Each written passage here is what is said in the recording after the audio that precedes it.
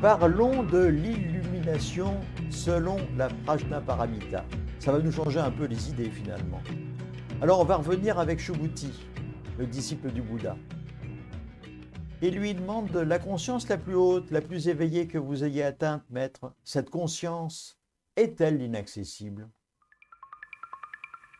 Nous savons maintenant que Bouddha est la réalité parce que Subhuti lui a demandé aussi que signifie Bouddha. Celui qui comprend instantanément tous les facteurs de l'existence. Alors il reprend, maître, que signifie illumination? Finalement, ça va compléter notre questionnement sur le Bouddha, l'illumination, etc., etc. Illumination, répond le Bouddha, est une manière de dire que toutes choses sont vues dans l'intrinsèque vacuité de leur nature, de leur téléité, leur miracle insaisissable. Nous sommes un miracle. Noms et mots ne sont que fortuits. Mais cet état qui ne voit pas de division, qui ne voit pas de dualité, s'appelle illumination. Il est en dehors des mots, en dehors des concepts, au-delà de la pensée discriminante. Ici encore, le Bouddha nous demande de nous écarter de cette dualité qui constitue notre monde. Bien, pas bien, etc. Faire corps avec notre nature propre, faire sauter les barrières que nous construisons entre ce que nous pensons être et ce que nous sommes en réalité, comprendre qu'au fil de notre existence, nous nous installons dans l'illusion que nous nous faisons de nous-mêmes, mus par cet ego extraordinaire, nous construisons un mur entre le monde réel et ce monde imaginaire que nous créons. Cette attitude d'esprit, qui se pense être absolument seul, eh bien conduit au rejet, au meurtre, à la destruction, à la guerre et au final à une très grande détresse, à cette extrême solitude. Moi d'abord, moi tout seul. Les autres sont en trop. En réalité, nous sommes des misanthropes contrariés. Ces misanthropes qui se jouent d'amour, qui font semblant d'être compassionnés, alors que notre satisfaction personnelle seule constitue le support de l'essentiel de nos comportements. Mais nous nous refusons obstinément de le voir, nous refusons de l'admettre. Et nous persistons.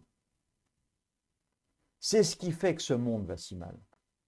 À chaque instant, nous nous inscrivons dans une comédie qui consiste à cacher les côtés les plus obscurs de notre personnalité. Jouant au jeu dangereux des faux semblants, nous offrons alors au monde ce masque souriant et bienveillant de l'apaisement et de l'empathie. Ici commence notre propre dualité, comme dans le Dr Jekyll et Mr Hyde. C'est dramatique, c'est affligeant.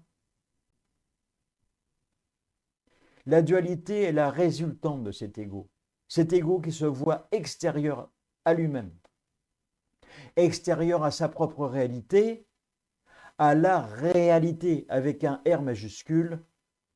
Notre dualité, c'est nous voir extérieur à nous-mêmes, c'est notre ennemi. La dualité est à l'origine de tous nos malheurs, de toutes les souffrances, de toutes les guerres. C'est épouvantable.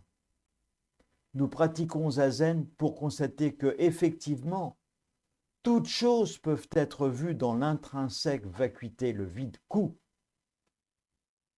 Souvenons-nous de la Nashingyo, Shikizeku, Kuzeshiki. Il est dit que toutes choses, toutes les choses, tous les êtres, nous-mêmes, ici même, sommes notre propre miracle et nous l'ignorons. Faire Zazen, c'est voir le miracle de ce que nous sommes. Le miracle que nous sommes. Rendez-vous compte, des milliards de cellules qui donnent l'apparence d'une unité absolue à travers la projection d'un corps unique.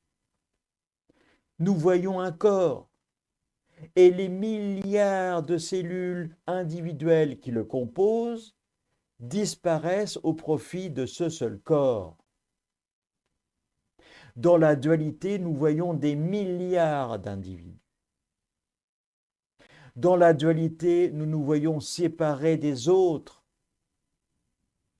séparés de la création, séparés des autres espèces, séparés des plantes.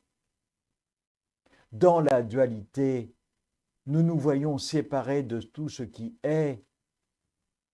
Dans la dualité, nous nous déplaçons de situation en situation dans un ego en souffrance qui cherche perpétuellement à s'imposer, à exister, à acquérir et à prendre.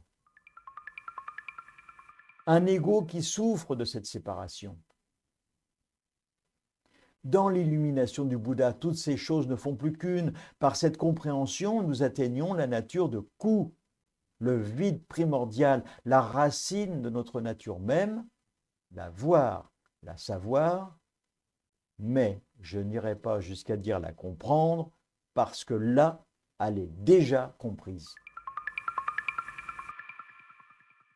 Toutes choses sont comprises en un seul et même élément, dans l'éclair d'un seul instant.